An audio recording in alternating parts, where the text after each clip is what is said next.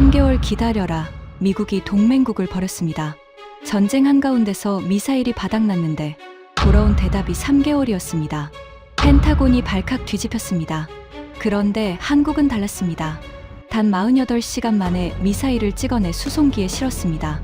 96%라는 불가능한 숫자가 전광판에 찍히자 25년 경력의 펜타곤 수석 분석관이 한마디를 내뱉었습니다. 이건 불가능한 숫자입니다. 그리고 상원 청문회에서 밝혀진 충격적인 진실. 미국이 도장 찍는 동안 한국은 미사일을 만들고 있었습니다. 그 충격적인 전말을 지금 공개합니다. 시작하기 전 구독과 좋아요, 그리고 대한민국 화이팅 댓글로 한국을 응원해주세요. 펜타곤 지하 2층 방공체계 분석실에 경보음이 울린 것은 금요일 오후 4시였습니다. 저는 커피잔을 내려놓고 모니터를 바라보았어요. 중동정구 사령부에서 전송된 긴급 보고서 한 건이 화면에 떠 있었습니다. 보안 등급은 최상이었어요. 파일명을 보는 순간 손끝이 차가워졌습니다. UAE 전구 방공작전 실전 데이터 분석 요청 대상 체계 천궁 2점. 저 제임스 브래들리는 펜타곤 미사일 방어국 방공체계 분석실의 수석 분석관입니다. 25년 동안 이 자리를 지켰어요. 걸프전부터 이라크전, 사우디 후티 미사일 방어까지 미국이 관여한 거의 모든 방공 작전의 데이터를 제 손이 거쳐갔습니다. 패트리엇 미사일의 성능 평가서에 제 서명이 안 들어간 것이 없어요. 그런 제가 한국산 미사일의 실전 데이터를 분석하라는 지시를 받았습니다. 기분이 묘했어요. 솔직히 말하면 불쾌했습니다. 미국 방공체계의 성능을 평가하는 사람이 왜 한국산 미사일 자료를 들여다봐야 합니까? 그건 제 업무 영역이 아니었어요. 하지만 지시는 명확했습니다. 상원 군사위원회 소속 데이비드 밀러 의원실에서 직접 내려온 요청이었어요. 의원실이 직접 펜타곤에 자료를 요구한다는 것은 보통 일이 아닙니다. 누군가의 목이 날아갈 수 있다는 신호예요. 저는 파일을 열었습니다. 첫 페이지에 요약표가 있었어요. 숫자 몇 개가 눈에 들어왔습니다. 저는 그 숫자들을 보고 잠시 멈춰야 했어요. 눈을 비비고 다시 봤습니다. 실전 요격 시도 횟수 58회, 요격 성공 횟수 56회, 실전 요격률 96.5%. 마우스를 쥔 손에 힘이 들어갔습니다. 96.5%라고요? 실전에서요? 패트리엇의 공식 실전 요격률이 얼마인지 아십니까? 걸프전 당시 미 육군은 97%라고 발표했어요. 나중에 의회 조사에서 밝혀진 실제 수치는 그것과 한참 거리가 있었습니다. 이라크전에서는 개선됐지만 여전히 논란이 있었어요. 사우디에서 후티 미사일을 요격한 기록도 공식적으로는 훌륭하지만 저처럼 내부 데이터를 아는 사람들은 좀 다른 숫자를 알고 있습니다. 그런데 한국산 미사일이 첫 실전에서 96.5%를 찍었다고요? 저는 첫 번째 반응으로 데이터 오류를 의심했어요. 아니, 의심이 아니라 확신에 가까웠습니다. 이건 불가능한 숫자였어요. 한 번도 실전을 치르지 않은 체계가 첫 교전에서 이런 수치를 기록한다는 것은 통계적으로 거의 있을 수 없는 일이었습니다. 컴퓨터 시뮬레이션이라면 모를까, 실전은 다릅니다. 사막의 열기가 적외선 탐색기를 교란하고 전자전 환경이 레이더를 방해하고 조작하는 인간이 극도의 스트레스 상태에 놓여요. 그 모든 변수를 뚫고 96.5%를 찍는다. 20년 넘게 검증된 패트리엇도 쉽지 않은 숫자를 처음 나온 무기가 달성했다고요? 저는 보고서를 닫았습니다. 그리고 옆자리에 마이크 톰슨에게 말했어요. 마이크는 제 밑에서 12년째 일하는 분석관이었습니다. 마이크, 이거 봤어? 네, 저도 방금 받았습니다. 수석님, 이 숫자 맞는 겁니까? 맞을 리가 없지. 현장 계측 오류이거나 UAE 측에서 뻥을 친 거야. 저는 그렇게 잘라 말했어요. 25회 동안 쌓아온 경험과 직관이 말하고 있었습니다. 한국산 무기가 패트리엇급 성능을 낸다는 것은 말이 안 된다고요. 하지만 마이크가 한마디를 덧붙였습니다. 수석님, 중동정구 사령부 데이터팀이 1차 검증은 마쳤답니다. 현장 계측 로그와 레이더 추적 기록이 일치한다고요. 저는 마이크를 바라보았어요. 그의 눈이 진지했습니다. 농담하는 표정이 아니었어요. 가슴 한쪽이 묘하게 내려앉는 느낌이었습니다. 아직 확인도 안 했는데 벌써 불안해지는 건 뭘까요? 25년 경력의 직감이 뭔가 심상치 않다고 속삭이고 있었어요. 저는 다시 파일을 열었습니다. 제가 왜 이렇게까지 한국산 무기에 회의적이었는지 설명해야 할 것 같아요. 그건 단순한 편견이 아니라 경험에서 나온 판단이었습니다. 미국의 방공체계는 세계 최강입니다. 아니, 최강이었다고 말해야 할지도 모르겠어요. 적어도 제가 이 분야에 발을 들인 이후로 그것은 의심의 여지가 없는 사실이었습니다. 패트리엇 미사일 체계는 걸프전에서 세상의 이름을 알렸어요. CNN이 밤하늘을 가르는 요격 장면을 생중계하면서 전 세계가 열광했습니다. 미국의 기술력이 전쟁의 양상을 바꿔놓은 순간이었어요. 그 이후 패트리엇은 30년 넘게 자유세계의 방패 역할을 해왔습니다. 사우디, 이스라엘, 일본, 한국, 독일. 미국의 동맹국들은 패트리엇을 사야만 미국의 방공 우산 아래 들어갈 수 있었어요. 그리고 저는 그 방패의 성적표를 관리하는 사람이었습니다. 패트리엇 한 발의 가격은 약 400만 달러, 한화로 약 60억 원 수준이에요. 한 번 요격에 보통 2발을 쏘니까 적의 미사일 한 발을 막는데 120억 원이 드는 셈입니다. 비싸죠. 하지만 비싼 데는 이유가 있어요. 세계 최고의 기술이 들어가니까요. 레이시온이 만드는 탐색기, 록히드 마틴의 사격 통제, 소프트웨어, 수십 년간 축적된 실전 데이터로 다듬어진 요격 알고리즘. 그 모든 것이 하나로 합쳐져서 패트리엇이라는 이름이 됩니다. 그래서 저는 한국산 미사일이라는 말을 들으면 코웃음이 나왔어요. 한국의 방산산업이 성장하고 있다는 것은 알고 있었습니다. K9 자주포가 유럽에서 잘 팔리고 있다는 것도 들었어요. FA-50 경전투기가 동남아 시장에서 제법 실적을 올리고 있다는 보고서도 읽었습니다.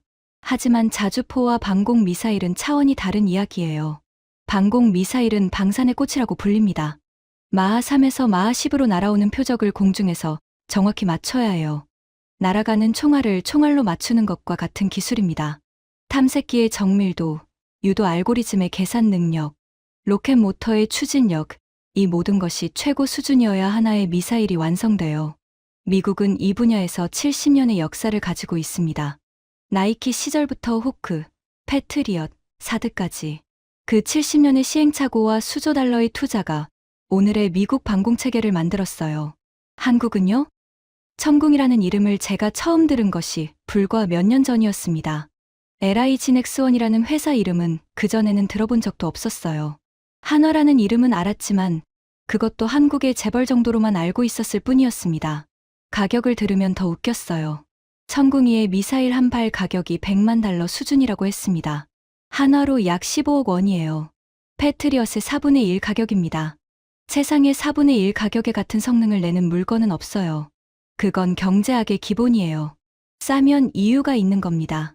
부품 품질이 떨어지거나 소프트웨어가 덜 정교하거나 실전 검증이 안 됐거나 어딘가에 분명히 구멍이 있을 거라고 저는 확신하고 있었습니다. 제 방 벽에는 패트리엇 미사일의 단면도가 걸려 있었어요. 25년 동안 매일 출근하면서 바라본 그림입니다. 미사일의 탐색기, 탄두, 유도 장치, 로켓 모터까지. 각 부품의 사양을 저는 외우고 있었어요. 제 인생 자체가 이 미사일과 함께한 거였습니다. 그런 저에게 한국산 미사일이 패트리엇보다 낫다는 데이터를 들이밀고 있는 거예요. 기분이 어떻겠습니까? 마이크가 조심스럽게 물었습니다. 수석님, 상원 군사위에 언제까지 보고해야 합니까? 저는 보고서의 마감일을 확인했어요. 2주였습니다. 14일 안에 분석 완료해서 올려야 해. 마이크, 팀원들 소집해. 내일 아침 9시에 전체 회의야. 알겠습니다. 그런데 수석님. 뭐? 마이크가 잠시 머뭇거렸어요. 혹시 이 숫자가 진짜인 거면 어떡합니까? 저는 마이크를 쏘아보았습니다. 그러면 우리가 25년 동안 해온 일이 뭐가 되는 거지? 그 말이 제 입에서 나오는 순간 저도 놀랐어요. 화가 나서 한 말이었지만 동시에 진심이기도 했습니다. 한국산 미사일이 정말로 패트리엇을 넘어선다면 그것은 제 커리어 전체가 뒤흔들리는 사건이었어요. 저는 그 가능성을 인정하고 싶지 않았습니다. 아니, 인정할 수 없었어요. 다음 날 아침 분석실에 8명의 팀원이 모였습니다. 회의를 시작하기 전에 한 가지 짚고 넘어갈 것이 있었어요. 왜 상원 군사위가 갑자기 한국산 미사일에 관심을 갖게 되었는가 하는 문제였습니다. 답은 간단했어요. 돈이었습니다. 이란과의 전쟁이 소강 상태에 접어든 직후 중동 방산 시장에서 연쇄적인 지각 변동이 일어나고 있었습니다. UAE가 한국과 92조 원 규모의 전략적 협력을 맺었다는 것은 이미 알려진 사실이었어요. 하지만 그것은 시작에 불과했습니다. 사우디아라비아가 천궁이 포대를 대량 주문했어요. 금액이 40억 달러에 달했습니다. 이라크도 30억 달러 규모의 협상에 들어갔다는 정보가 들어왔어요.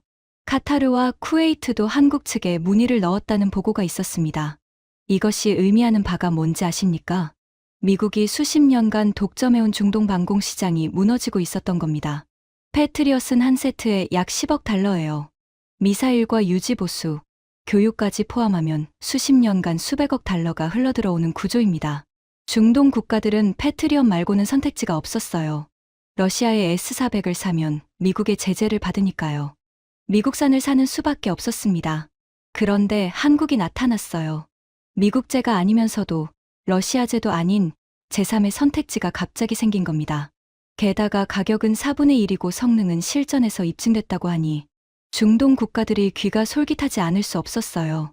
상원 군사위의 데이비드 밀러 의원은 텍사스 출신이었습니다. 텍사스에 뭐가 있는지 아시죠? 레이시온의 패트리엇 미사일 생산 공장이 있어요. 수천 개의 일자리가 그 공장에 매달려 있습니다. 중동 시장을 한국에 빼앗기면 텍사스의 유권자들이 일자리를 잃는 거예요. 밀러 의원이 펜타곤에 전화를 건 이유가 바로 이것이었습니다. 브래들리 수석 분석관, 한국산 미사일이 정말 우리 패트리엇보다 뛰어난 겁니까? 사실이면 국방부가 뭘 하고 있었던 건지 청문회에서 물어야겠습니다. 의원실의 보좌관이 전한 밀러 의원의 말이었어요. 저는 등골이 서늘해졌습니다. 청문회라는 단어가 나온 겁니다. 펜타곤 관료에게 청문회는 사형 선고와 같은 무게를 가져요. TV 카메라 앞에서 상원 의원들에게 추궁당하는 것만큼 끔찍한 일은 없습니다. 저는 팀원들 앞에서 말했어요. 상황을 정리하겠다. 상원 군사위에서 한국산 천궁이의 실전 데이터 분석을 요구했다. 우리가 2주 안에 보고서를 올려야 한다. 이 보고서의 결론에 따라 청문회 소집 여부가 결정될 수 있다. 팀원들의 얼굴이 긴장으로 굳었어요. 제니퍼 리가 손을 들었습니다. MIT에서 유도무기 전공으로 박사를 받은 분석관이었어요. 팀에서 가장 똑똑한 사람이었고 동시에 가장 까다로운 사람이기도 했습니다. 수석님, 분석 범위를 확인하겠습니다. 한국산 체계의 실전 성능만 평가하면 됩니까? 아니면 패트리엇과의 비교 분석까지 해야 합니까? 비교 분석까지다. 의회가 알고 싶어하는 건 결국 하나야. 우리 것이 더 나은가, 한국 것이 더 나은가. 그 말을 하면서 저는 이미 결론을 정해놓고 있었어요. 당연히 패트리엇이 더 낫다. 한국산이 한두 번 좋은 성적을 낸 것과 수십 년간 검증된 체계를 비교하는 것 자체가 말이 안 된다. 보고서에서 그 점을 명확히 하면 되는 거다. 저는 그렇게 생각하고 있었습니다. 밥 코왈스키가 발언했어요. 20년 차 분석관으로 중동 정부의 방공 네트워크를 전담하는 사람이었습니다.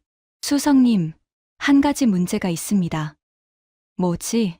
UAE 전쟁 당시 패트리엇의 실전 기록도 같이 공개될 가능성이 있습니다. 회의실이 조용해졌어요.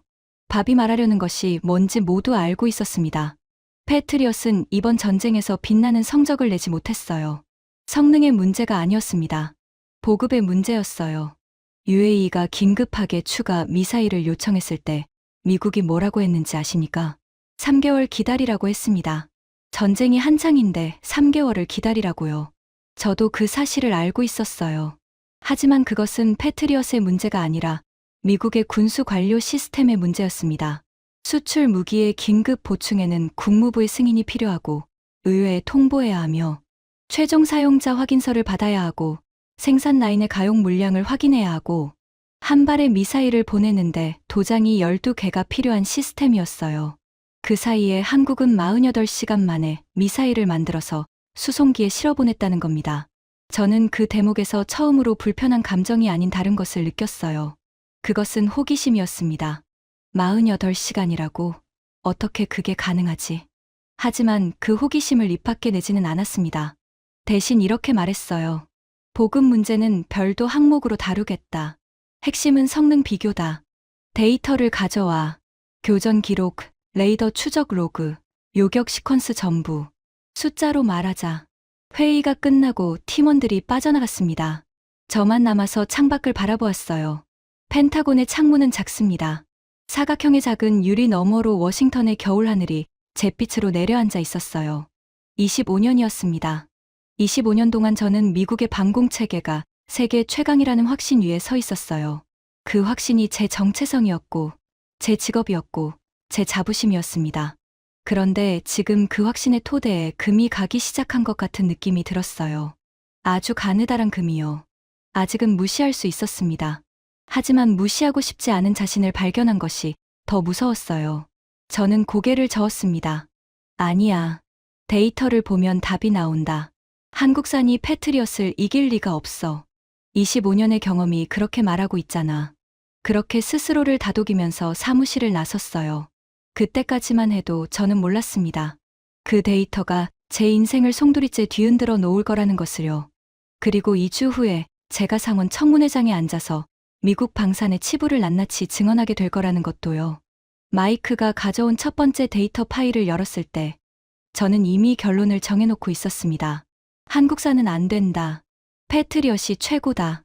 그런데 숫자라는 놈은 사람의 편견 따위를 신경 쓰지 않았어요. 다음 날 아침 마이크가 정리한 1차 데이터를 들고 제 방에 들어왔습니다. 그의 얼굴은 창백했어요. 수석님, 이거 보셔야 합니다. 마이크가 태블릿을 내밀었어요. 화면에는 교전 기록이 시간순으로 정리되어 있었습니다. 이란 혁명 수비대가 발사한 탄도 미사일과 순항 미사일, 그리고 자폭 드론의 궤적이 붉은 선으로 그려져 있었고, 그것을 요격한 미사일의 궤적이 파란 선으로 교차하고 있었어요. 파란 선의 끝에는 거의 대부분 폭발을 의미하는 빨간 점이 찍혀 있었습니다. 요격 성공이었어요. 마이크, 이건 시뮬레이션 아니야? 아닙니다. 실전 교전 기록입니다. 중동정구사령부에서 받은 원시 데이터예요. 저는 화면을 확대했어요. 교전 하나하나를 들여다보았습니다. 천궁이의 다기능 레이더가 표적을 잡는 순간부터 교전 통제소가 발사 명령을 내리고 미사일이 수직으로 솟아올라 공중에서 엔진을 점화하고 표적을 향해 방향을 틀어 돌진하는 전 과정이 데이터로 기록되어 있었어요. 한 가지 눈에 띄는 것이 있었습니다. 마이크, 이 발사 패턴 봐. 같은 시간대에 서로 다른 방향으로 미사일이 나가고 있어. 어떻게 된 거야? 수석님, 이게 콜드런칭이라는 거 아닙니까? 수직으로 쏘아 올린 다음에 공중에서 목표 방향으로 선회하는 방식이래요. 발사대를 돌릴 필요 없이 360도 어디든 대응 가능하다고 합니다. 패트리엇은 발사대 방향이 고정되어 있어요. 표적이 오는 방향으로 발사대를 미리 돌려놓아야 합니다. 만약 사방에서 동시에 미사일이 날아오면 하나의 포대로는 한 방향밖에 막을 수 없어요. 그런데 천궁이는 그 제약이 없었습니다. 수직으로 쏜 다음 공중에서 알아서 방향을 잡으니까 360도 전방위 대응이 되는 거예요. 실전 데이터에서도 같은 포대의 미사일이 동시에 서로 다른 방향으로 날아가는 기록이 뚜렷했습니다. 저는 태블릿을 내려놓았어요. 그리고 창밖을 바라보았습니다. 잿빛 하늘에 비행기 한 대가 지나가고 있었어요. 아마 레이건 공항에서 뜬 민항기였을 겁니다. 머릿속이 복잡해지기 시작했어요. 96.5%라는 숫자가 데이터 오류가 아닐 수도 있다는 가능성이 처음으로 고개를 들었습니다. 저는 그 가능성을 밀어냈어요. 아직은 더 파봐야 합니다. 하나의 데이터만으로 결론을 내릴 수는 없었어요. 마이크, 2차 데이터 요청해. 교전별 상세 기록 전부. 탐지부터 요격까지 타임라인, 요격 실패한 두 건의 원인 분석, 그리고 같은 시간대 패트리엇의 교전 기록도 같이 받아와. 알겠습니다. 마이크가 나가려는데 제가 불렀어요. 마이크. 네. 이건 아직 누구에게도 말하지 마. 데이터 확인이 끝나기 전까지는. 마이크가 고개를 끄덕이고 나갔습니다. 저는 혼자 남아서 벽에 걸린 패트리엇 단면도를 바라보았어요. 25년 동안 바라본 그 그림이 그날따라 다르게 보였습니다. 자부심의 상징이 아니라 무언가를 놓치고 있었던 세월의 증거처럼 느껴졌어요. 아직 인정할 단계는 아니었습니다. 하지만 불안의 씨앗은 이미 심어진 것 같았어요. 그리고 그 씨앗은 앞으로 2주 동안 무섭게 자라나게 됩니다. 2차 데이터가 도착한 것은 사흘 뒤였습니다. 중동정구사령부에서 보내온 파일의 용량은 4GB가 넘었어요. 교전 하나하나의 상세 기록, 레이더 추적, 로그, 적외선 영상, 교전 통제소의 통신 기록까지 전부 들어 있었습니다. 저는 팀원들을 소집하지 않고 혼자 먼저 열어보았어요. 솔직히 말하면 팀원들 앞에서 당황하는 모습을 보이고 싶지 않았습니다. 첫 번째로 확인한 것은 이란의 첫 대규모 공습 기록이었어요. 이란 혁명 수비대가 발사한 것은 탄도 미사일 165발, 순항 미사일 2발, 자폭 드론 504대였습니다. 총 780여 개의 비행체가 UAE를 향해 돌진한 거예요. 이 숫자를 보고 저는 먼저 한 가지를 인정해야 했습니다. 이건 실전 중에서도 최고 난이도의 실전이었다는 것을요. 포화 공격이었어요. 사방에서 동시에 수백 개의 표적이 날아오는 상황입니다. 이런 환경에서 높은 요격률을 유지한다는 것은 미사일 한 발의 성능이 좋다는 것만으로는 설명이 안 돼요. 체계 전체가 완성되어 있어야 합니다. 레이더가 수백 개의 표적을 동시에 추적할 수 있어야 하고, 교전 통제 소프트웨어가 위협 순위를 실시간으로 매겨야 하고, 발사 시퀀스가 자동으로 최적화되어야 해요. 저는 천궁이의 교전 시퀀스를 하나하나 추적하기 시작했습니다. 첫 번째로 눈에 띈 것은 다기능 레이더의 성능이었어요. 천궁이의 레이더는 탐지와 추적, 그리고 미사일 유도를 하나의 레이더로 동시에 수행합니다. 패트리엇도 같은 방식이에요. 하지만 데이터에서 드러난 차이가 있었습니다. 이란의 첫 공습에서 천궁이의 레이더는 동시에 40개 이상의 표적을 추적하고 있었어요. 그리고 그 중에서 위협도가 높은 순서대로 자동으로 교전 순서를 매기고 있었습니다. 탄도 미사일이 최우선, 순항 미사일이 그 다음, 자폭 드론은 근거리 방공 체계에 넘기는 방식이었어요. 저는 이 부분에서 멈춰야 했습니다. 이건 단순한 소프트웨어가 아니었어요.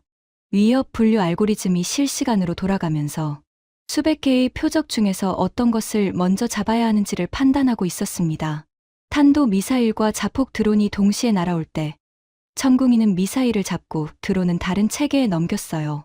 미사일 한 발도 허투루 쓰지 않겠다는 설계, 철학이 데이터에서 명확하게 드러나고 있었습니다. 우리 패트리엇의 교전 통제 소프트웨어도 위협 분류 기능이 있어요. 하지만 이번 전쟁의 데이터를 보면 패트리엇의 알고리즘이 드론과 미사일을 구분하는데 혼선이 있었던 기록이 몇 건 있었습니다. 값비싼 요격 미사일을 저가 드론에 낭비한 사례가 있었다는 뜻이에요. 저는 모니터에서 눈을 뗐습니다. 손가락으로 관자놀이를 눌렀어요. 두통이 시작되고 있었습니다. 다음으로 확인한 것은 콜드런칭 방식의 실전 효과였어요. 기록에 따르면 이란의 두 번째 공습에서 탄도 미사일 8발이 서로 다른 방향에서 동시에 날아왔습니다. 동쪽에서 3발, 북동쪽에서 3발, 북쪽에서 2발이었어요. 일반적인 방공 체계라면 발사대를 가장 위협적인 방향으로 돌려서 대응해야 합니다. 세 방향에서 동시에 오면 한 방향밖에 막을 수 없어요. 천궁이는 달랐습니다. 수직으로 발사한 미사일이 공중에서 엔진을 점화하면서 각자 다른 방향으로 흩어졌어요. 같은 포대에서 발사된 미사일들이 동시에 세 방향을 향해 날아간 겁니다. 데이터에서 이 부분이 가장 명확했어요. 발사 시각이 동일한 미사일들이 서로 다른 방위각을 가지고 비행한 기록이었습니다. 결과요? 8발 전부 요격했어요. 세 방향에서 동시에 날아온 미사일을 하나의 포대로 전부 잡아낸 겁니다. 패트리엇이었으면 어떻게 됐을까요? 저는 계산해봤어요. 패트리엇의 발사대는 한 방향을 향하고 있습니다. 발사대 전원에는 시간이 걸려요. 세 방향에서 동시에 8발이 날아오면 하나의 포대로는 한 방향만 막을 수 있었을 겁니다. 나머지 두 방향은 다른 포대가 담당하거나 아니면 뚫려요. 저는 의자를 뒤로 밀었습니다. 천장을 바라보았어요. 형광등 불빛이 눈을 찔렀습니다. 인정하기 싫었지만 데이터는 명확했어요. 콜드런칭이라는 발사 방식 하나만 놓고 봐도 천궁이는 포화 공격 대응 능력에서 패트리엇보다 구조적으로 우위에 있었습니다. 가격 차이가 4배인데 이 부분에서까지 밀리다니. 마이크가 방으로 들어왔어요. 수석님, 안색이 안 좋으시네요. 마이크, 앉아봐. 마이크가 의자를 끌고 앉았습니다. 이 데이터 봐. 콜드런칭, 교전 기록이야. 같은 포대에서 동시에 세 방향으로 요격한 기록이 있어. 마이크가 화면을 들여다보았어요. 그의 눈이 점점 커졌습니다. 이건 우리 체계에서는 불가능한 교전 패턴입니다. 수석님, 이거 보고서에 어떻게 쓰실 겁니까? 아직 모르겠어. 더 봐야 해. 저는 솔직하지 못했어요. 사실은 이미 알고 있었습니다. 이 데이터를 보고서에 그대로 쓰면 패트리엇이 불리해진다는 것을요. 하지만 데이터를 숨기거나 왜곡할 수는 없었어요. 의외의 거짓 보고를 하면 그것은 범죄입니다. 저는 딜레마에 빠지기 시작했습니다. 데이터 분석을 진행할수록 성능 비교보다 더 뼈아픈 부분이 드러나기 시작했어요. 그것은 보급 체계의 차이였습니다. 밥 코왈스키가 정리한 자료를 가져왔어요. 수석님, UAE 전쟁 중 패트리엇 보급 타임라인을 정리했습니다. 보시면 됩니다. 밥이 내민 자료에는 시간순으로 사건들이 나열되어 있었습니다. 개전 첫날, UAE 방공망 가동, 패트리엇과 사드, 천궁이를 포함한 다층 방어체계 운용 시작, 개전 이틀째, 이란의 포화 공격으로 패트리엇 제3포대 미사일 소진, UAE, 미 중앙사령부의 긴급 보충 요청. 같은 날, 미 중앙사령부가 국방부에 전달, 국방부가 국무부에 수출 승인 요청, 국무부가 의회 통보 절차 시작, 나흘째, 의회 통보 완료, 국무부 수출 승인 심사 시작, 최종 사용자 확인서 검토, 열흘째, 국무부 승인 완료, 레이시온의 긴급 발주, 레이시온 생산 라인 확인 결과, 현재 물량 부족, 증산에 최소 8주 필요. 이 시점에서 미국이 UAE에 전달한 공식 답변이 3개월이었습니다. 저는 이 타임라인을 보면서 분노가 치밀었어요. 하지만 그 분노의 방향이 좀 복잡했습니다. 한국에 대한 분노가 아니었어요. 우리 자신에 대한 분노였습니다. 동맹국이 전쟁 중에 미사일이 바닥나서 비명을 지르고 있는데 우리가 한 일이라곤 서류를 돌린 것뿐이었어요. 국무부에서 국방부로, 국방부에서 의회로, 의회에서 다시 국무부로. 도장이 12개 찍히는 동안 UAE의 하늘은 점점 비어가고 있었습니다. 제니퍼 리가 말했어요. 수석님, 패트리엇 보급 체계의 구조적 문제를 정리해봤습니다. 말해봐. 패트리엇 미사일의 핵심 부품은 100% 미국산입니다. 탐색기는 레이시온, 로켓 모터는 에어로젯 로켓다인, 사격 통제 소프트웨어는 로키드 마틴이 만들어요. 이 세 회사가 전부 미국 기업이고 모든 부품에 ITAR 규제가 걸려 있습니다. 해외 반출에는 국무부 승인이 필수예요. 평시에도 승인에 최소 6주가 걸리는데 전시의 긴급 절차를 밟아도 2주는 필요합니다. 그것도 정치적으로 문제가 없을 때 이야기예요. 저는 제니퍼의 말을 들으면서 속이 쓰렸어요. 왜냐하면 전부 사실이었으니까요. 이 시스템은 제가 25년 동안 지켜본 시스템이었습니다. 느리다는 것을 알고 있었어요. 하지만 그 느림이 전쟁터에서 어떤 결과를 낳는지는 이번에 처음 직면한 거였습니다. 비유하자면 이런 겁니다. 집에 불이 났는데 소방서에 전화를 걸었더니 출동 승인을 받는데 2주가 걸린다고 하는 거예요. 그 2주 동안 집은 다 타버리겠죠. 불은 서류를 기다려주지 않습니다. 전쟁도 마찬가지예요. 밥이 한마디 더 했어요. 수석님, 더 나쁜 소식이 있습니다. 뭔데? 레이시온의 패트리엇 미사일 연간 생산량이 약 500발 수준입니다. 이 중 상당수가 이미 미군과 동맹국 유지보수용으로 배정되어 있어요. 긴급 증산을 한다고 해도 부품 수급에만 몇 달이 걸립니다. 반도체 칩이 부족하거든요. 500발이요? 이란이 첫날에만 780발을 쏟아부었는데 우리 연간 생산량이 500발이라고요? 회의실이 침묵에 빠졌어요. 숫자가 모든 것을 말하고 있었습니다. 미국은 세계 최고의 방공 미사일을 만들 수 있었지만 그것을 충분히 빨리 찍어낼 수는 없었어요. 기술은 있는데 속도가 없었습니다. 설계는 최고인데 생산은 최악이었어요. 그리고 이 모든 문제의 근본 원인이 하나 있었습니다. 핵심 부품을 전부 미국 기업이 독점하고 있다는 것이었어요. 독점이니까 가격도 비싸고, 독점이니까 생산량도 마음대로 조절하고, 독점이니까 수출 승인도 미국 정부가 쥐고 흔들 수 있는 거였습니다. 동맹국들에게는 선택의 여지가 없었어요. 미국산을 사든지 아니면 방공망 없이 살든지. 그런데 한국이 그 독점 구조를 깨버린 겁니다. 한국의 보급 타임라인을 확인한 것은 분석 5일째였습니다. 밥이 UAE 측으로부터 받은 기록과 한국 측이 공개한 자료를 교차 검증해서 가져왔어요. 저는 그 자료를 보고 한동안 아무 말도 할 수 없었습니다. 타임라인은 이랬어요. D1 새벽, UAE 측이 한국 정부에 긴급 보급 요청, 전화 연결까지 소요 시간, 신호음 2회. 신호음 2회요. 전화를 2번 울리기도 전에 받은 겁니다. 마치 기다리고 있었다는 듯이요. 같은 날 아침, 한국 대통령 승인, 소요 시간, 보고 후 즉시. 한국 대통령이 물은 것은 단 하나였다고 합니다. 우리 국민이 위험해지지는 않는가? 현지 파견. 인력의 안전을 최우선으로 확보하겠다는 대답을 듣고 즉시 승인했어요. 같은 날 오전 방위사업청에서 LI 진엑스원 공장에 특명하달. 공장 24시간 풀가동 체제 돌입. 그 다음이 제가 도저히 이해할 수 없었던 부분이었어요. D1일 유도탄 생산 완료. 최종 검수 통과. 수송용 컨테이너 적재. 군 수송기 탑재. D2일 새벽 수송기 알다프라 기지 착륙. 유도탄 인계 완료. 48시간이었습니다. 긴급 요청부터 현장 도착까지 딱 48시간. 저는 이 숫자를 3번 확인했어요. 계산기를 꺼내서 직접 시간을 재봤습니다. 한국에서 UAE까지 비행시간만 약 10시간이에요. 비행시간을 빼면 생산과 검수, 적재에 쓸 수 있는 시간은 38시간 정도였습니다. 38시간 안에 실전용 유도탄을 생산하고 검수까지 마쳤다고요? 미사일 한 발은 수천 개의 부품으로 이루어져 있어요.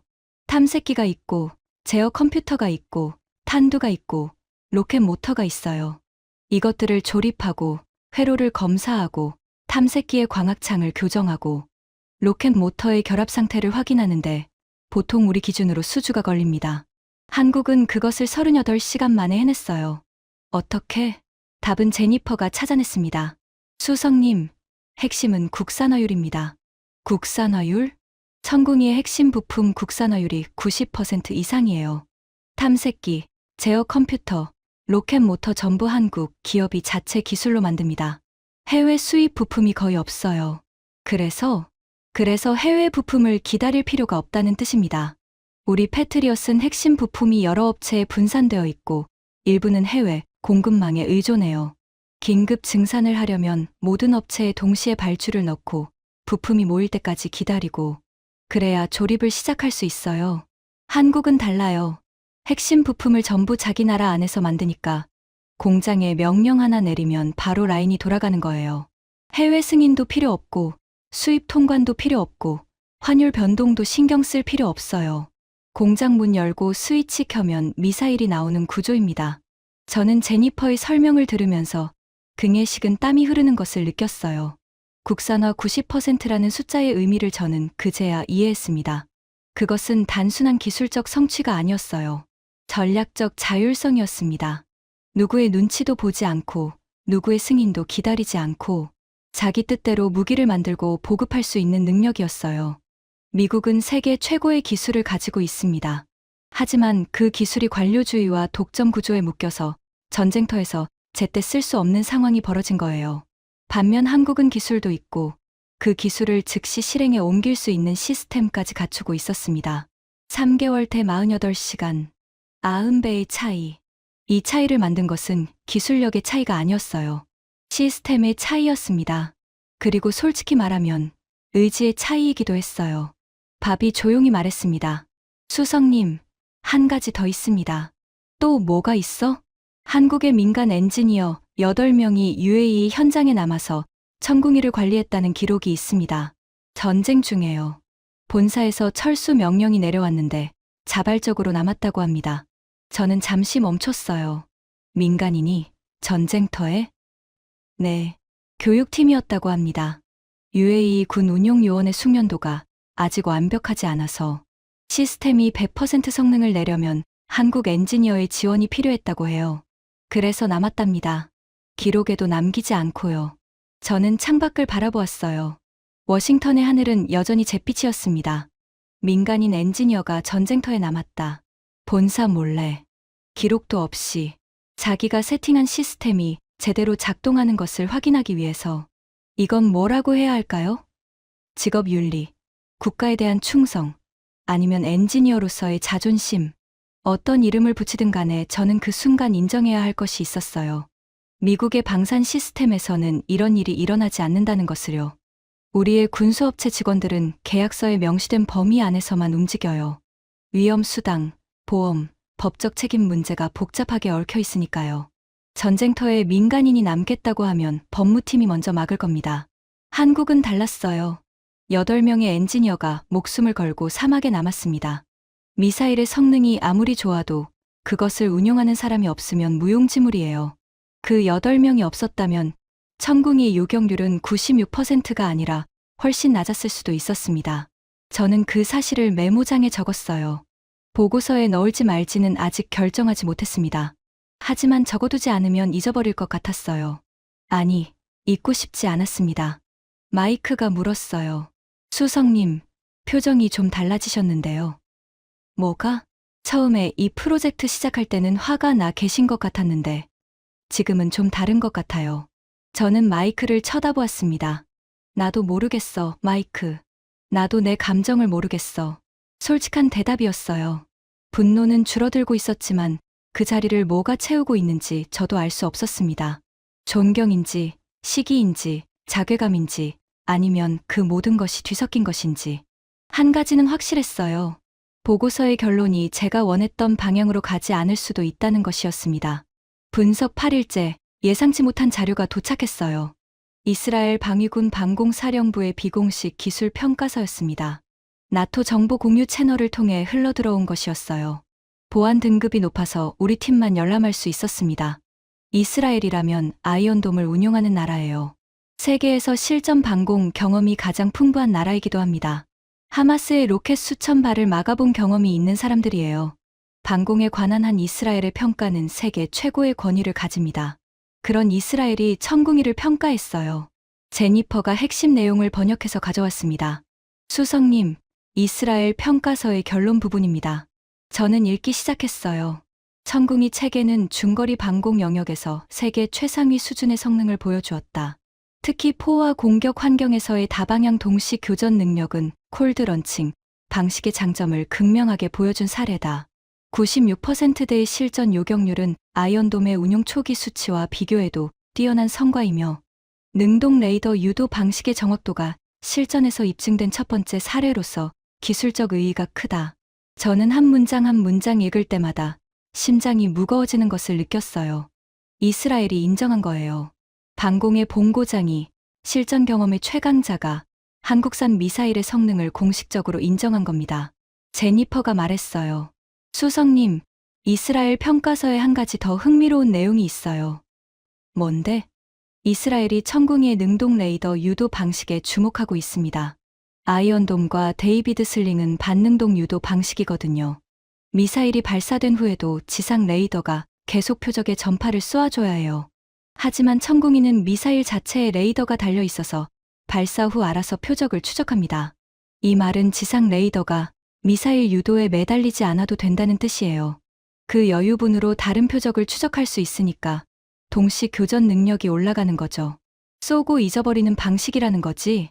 네, 파이어 앤드 포겟이요.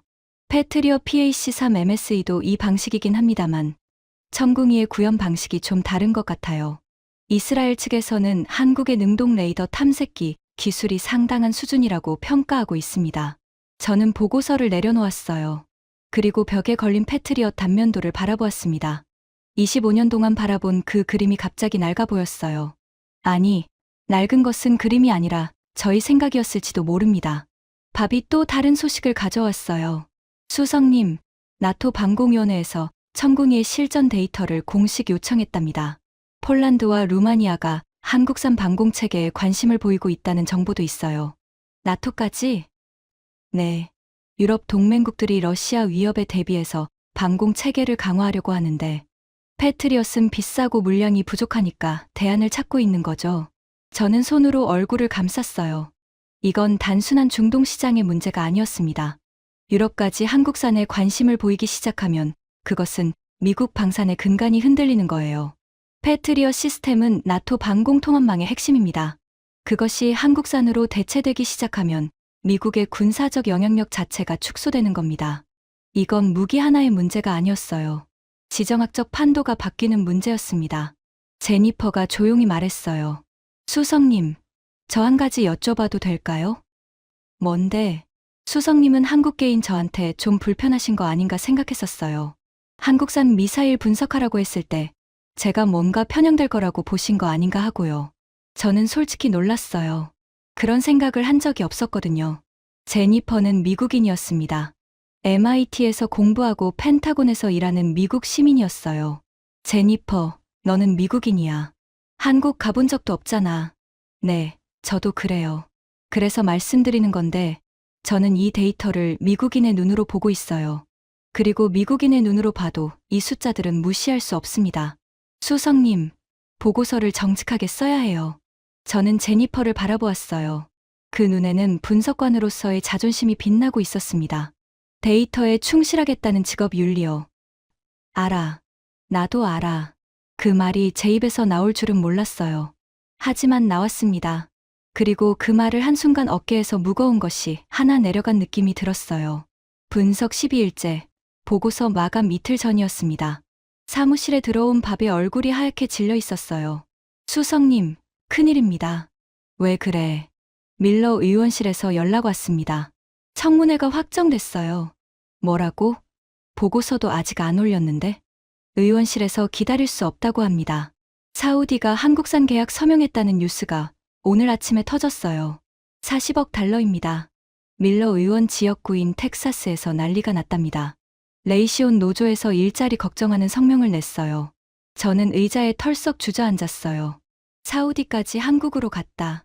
미국에 가장 가까운 중동 동맹국이 방공 시스템을 한국산으로 바꾼 거예요.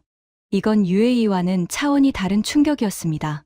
사우디는 패트리엇의 최대 해외 고객이에요. 수십 년간 수백억 달러어치의 패트리엇을 사들였습니다. 후티 미사일 방어에도 패트리엇을 써왔고요. 그런 사우디가 한국산을 추가 도입한다는 것은 패트리엇에 대한 신뢰가 흔들리고 있다는 명확한 신호였어요. 뉴스를 더 확인해보니 이라크도 30억 달러 규모의 협상이 최종 단계에 들어갔다는 보도가 나왔어요. 카타르도 문의를 넣었다는 이야기가 있었습니다. 중동 방공 시장이 붕괴하고 있었어요. 한국산을 중심으로 재편되고 있었습니다. 청문회 날짜는 보고서 마감 다음 날이었어요. 저는 하루 만에 보고서를 완성하고 다음 날 바로 의원들 앞에 앉아야 했습니다. 그날 밤 저는 퇴근하지 않았어요.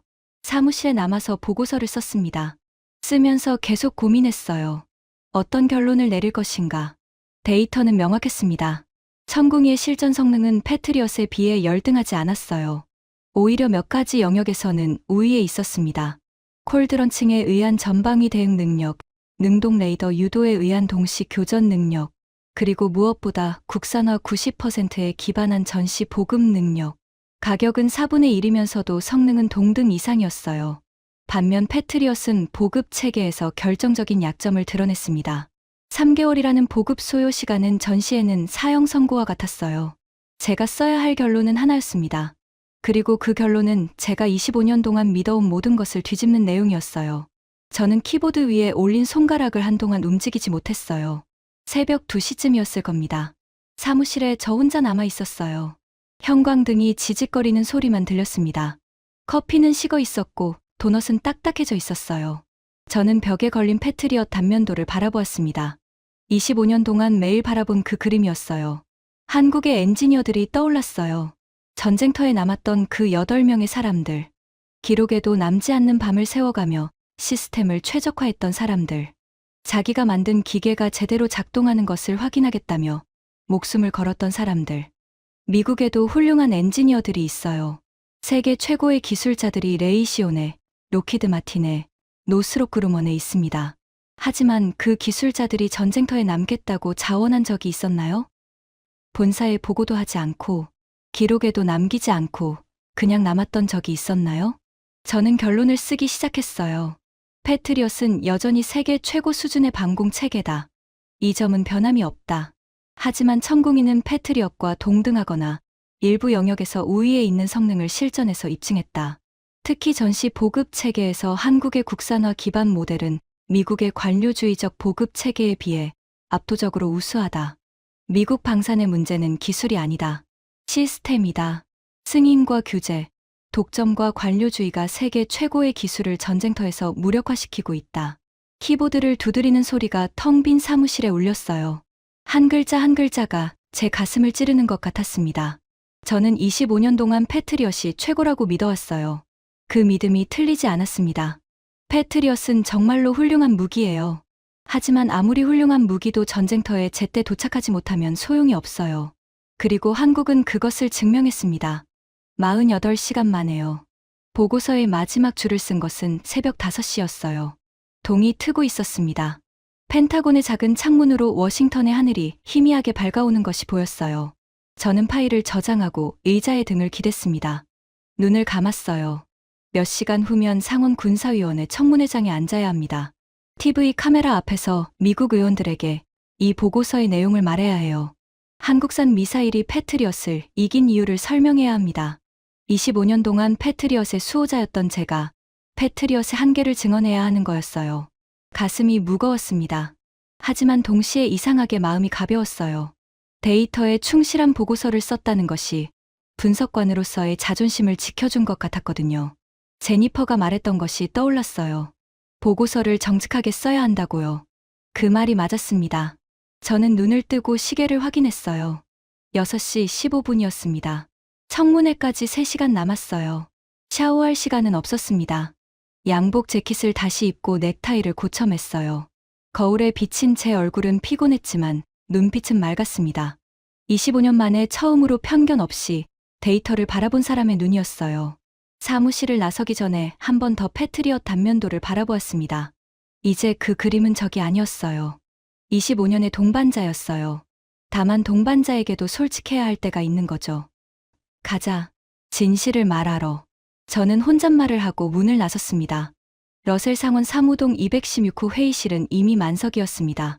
긴 호두나무 테이블 위에 마이크가 정렬되어 있었어요. 정면에는 상원 군사위원회 위원 15명이 반원형으로 앉아 있었습니다. 뒤쪽에는 기자석이 있었고 CSPAN 카메라가 3대 설치되어 있었어요. 카메라에 빨간 불빛이 켜져 있었습니다. 생중계였어요. 저는 증인석에 앉았습니다. 물 한 잔을 마시고 마이크 앞에 보고서를 펼쳤어요. 손이 미세하게 떨리고 있었습니다.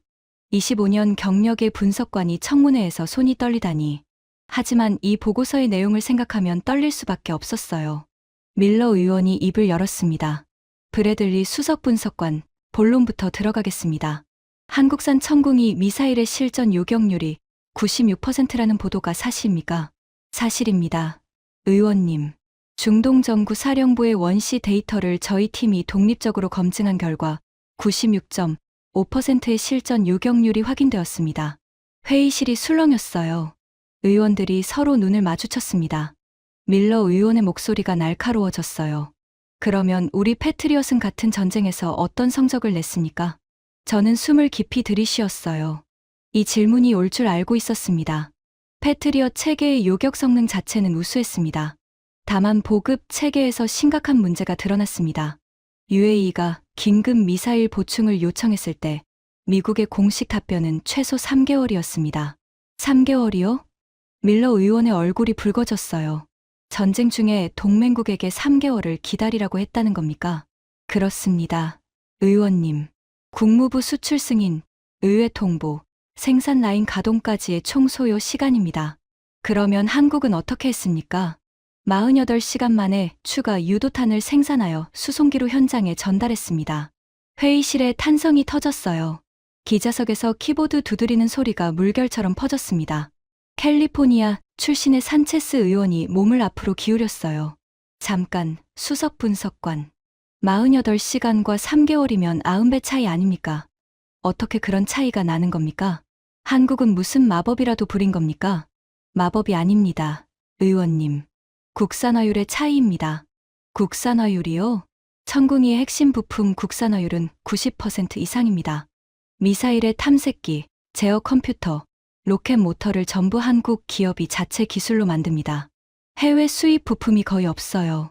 한국 정부가 명령하면 한국 공장에서 바로 생산이 시작됩니다. 외국 정부의 승인을 기다릴 필요가 없습니다. 산체스 의원이 되물었어요. 그러면 패트리엇은 왜 그렇게 오래 걸리는 겁니까? 우리도 핵심 부품을 미국에서 만들지 않습니까? 맞습니다. 패트리엇의 부품은 100% 미국산입니다. 하지만 문제는 수출 과정에 있습니다.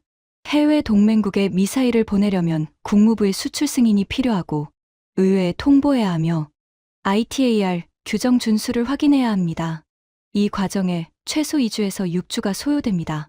거기에 실제 생산 시간을 합치면 3개월도 빠른 편입니다. 그 말을 하는 순간 밀러 의원이 테이블을 내려쳤어요. 수석 분석관, 당신은 지금 미국의 관료 시스템이 동맹국의 안보를 위협하고 있다고 말하는 겁니까? 저는 밀러 의원을 똑바로 바라보았어요. 텍사스 출신의 의원이었습니다.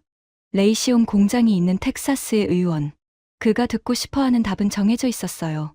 한국산이 별것 아니라는 답, 패트리엇이 여전히 최고라는 답. 하지만 저는 제니퍼의 말을 기억하고 있었습니다. 보고서를 정직하게 써야 한다고요. 의원님, 저는 데이터가 말하는 것을 전달하고 있을 뿐입니다. 패트리엇은 훌륭한 무기입니다. 그 점은 변함이 없습니다. 하지만 아무리 훌륭한 무기도 전쟁터에 제때 도착하지 못하면 소용이 없습니다. 한국은 48시간 만에 해냈고 우리는 3개월이 필요했습니다. 이것은 기술의 차이가 아니라 시스템의 차이입니다. 회의실이 조용해졌어요. 의원들의 표정이 굳어 있었습니다. 오하이오 출신의 메카시 의원이 질문했어요. 이 사람은 군사 문제에 정통한 의원으로 알려져 있었습니다. 수석 분석관, 가격 차이도 설명해 주십시오. 패트리엇 미사일 한 발의 가격은 약 400만 달러입니다. 천궁이는 약 100만 달러 수준입니다. 4분의 1 가격이에요. 4분의 1 가격에 96% 요격률이라는 말이군요. 그렇습니다. 그러면 중동 국가들이 한국산으로 갈아타는 건 당연한 거 아닙니까? 저는 잠시 침묵했어요. 그 질문에 대한 정직한 답을 하면 이 회의실의 절반이 불편해질 거였습니다. 경제적 관점에서 보면 합리적인 선택이라고 할 수 있습니다. 회의실에서 웅성거리는 소리가 나왔어요. 밀러 의원의 얼굴이 더 붉어졌습니다. 버지니아 출신의 톰슨 의원이 마지막 질문을 던졌어요.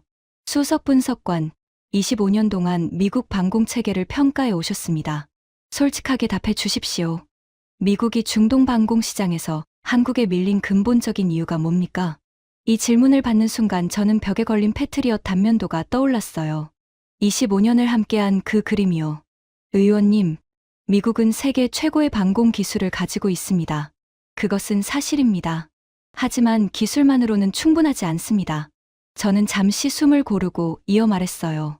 한국이 우리를 이긴 것은 미사일의 성능 때문만이 아닙니다. 그들은 기술을 만들었고, 그 기술을 자기 힘으로 생산할 수 있는 체계를 만들었고, 그 체계를 전쟁 한가운데서 48시간 만에 가동시킬 수 있는 실행력을 보여주었습니다. 그리고 무엇보다 민간 엔지니어 8명이 전쟁터에 남아서 자기가 만든 시스템을 끝까지 지켜보았습니다. 기록에도 남기지 않고요. 회의실이 완전히 침묵했어요. 미국이 부족한 것은 기술이 아닙니다. 약속을 지키는 속도와 동맹을 위해 스스로 움직이는 사람들입니다. 카메라의 빨간 불빛이 저를 비추고 있었어요. CSPAN을 통해 이 말이 미국 전역에 생중계되고 있었습니다. 펜타곤의 수석 분석관이 상원 청문회에서 한국 방산의 우수성을 인정한 거예요. 커리어가 끝날 수도 있다는 생각이 스쳤습니다. 하지만 후회는 없었어요. 청문회가 끝나고 복도로 나왔을 때 제니퍼가 기다리고 있었어요. 수석님, 잘하셨어요. 저는 쓴웃음을 지었습니다. 잘한 건지 모르겠어. 밀러 의원 표정 봤어? 내 목을 자르고 싶어 하더라. 제니퍼가 고개를 저었어요. 수석님, 분석관의 일은 데이터에 충실한 거잖아요. 정치는 의원들 몫이에요. 맞는 말이었어요. 하지만 워싱턴에서는 데이터보다 정치가 세상을 움직인다는 것을 저는 25년 동안 봐왔습니다. 사무실로 돌아오니 마이크가 뉴스를 틀어놓고 있었어요. CNN이 청문회를 보도하고 있었습니다. 미국 펜타곤의 수석 분석관이 상원 청문회에서 한국산 미사일이 패트리엇에 비해 일부 영역에서 우위에 있다고 증언했습니다. 이에 따라 미국 방산 주가가 하락세를 보이고 있으며 레이시온의 주가는 장중 4% 하락했습니다. 저는 TV를 껐어요. 그리고 자리에 앉아서 한동안 아무것도 하지 않았습니다. 창밖으로 워싱턴의 하늘이 보였어요. 그날따라 하늘이 맑았습니다. 잿빛이 아니라 파란 하늘이었어요. 마이크가 커피를 가져다 주었어요. 수석님, 한 가지 물어봐도 됩니까? 뭔데? 수석님은 한국에 대해서 어떻게 생각하세요? 지금은요. 저는 커피를 한 모금 마셨어요. 쓴맛이 혀를 감쌌습니다. 마이크, 나는 25년 동안 미사일을 분석해왔어. 탐색기의 주파수, 로켓 모터의 추진력, 유도 알고리즘의 정확도, 숫자로 무기를 평가하는 게 내 일이었지. 그런데 이번에 깨달은 게 있어. 무기의 성능은 숫자로 측정할 수 있지만 그 무기를 만든 나라의 정신은 숫자로 측정할 수 없다는 거야. 한국은 4분의 1 가격에 96%를 찍었어. 숫자만 놓고 보면 대단한 거지. 하지만 나를 진짜 놀라게 한 건 그 숫자가 아니야. 전쟁터에 남았던 8명의 엔지니어들이야. 그 사람들은 군인이 아니었어. 민간인이야. 본사에서 철수하라고 했는데 안 갔어. 왜? 자기가 만진 기계가 제대로 작동하는 걸 확인하고 싶어서. 기록에도 남기지 않고 밤을 새웠어. 미국에도 훌륭한 엔지니어들이 수두룩해. 세계 최고의 인재들이 우리나라에 있어. 하지만 그 인재들이 계약서에 없는 일을 할까?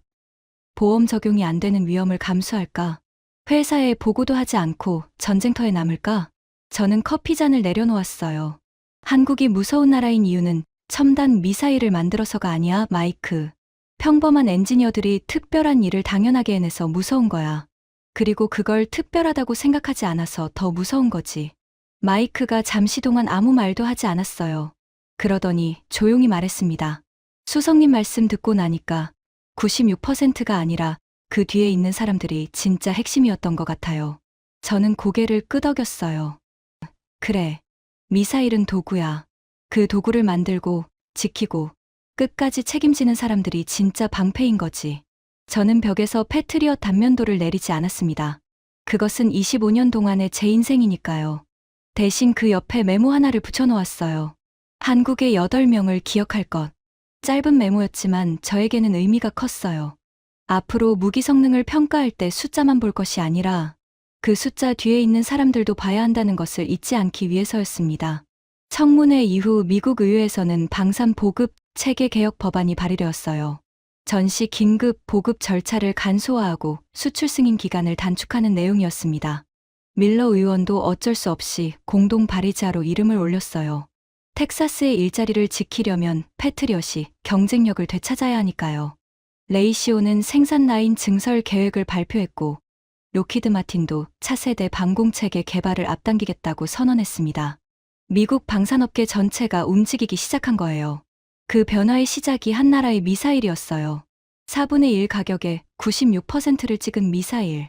그 미사일의 이름은 천궁이었고 그 미사일을 만든 나라의 이름은 대한민국이었습니다.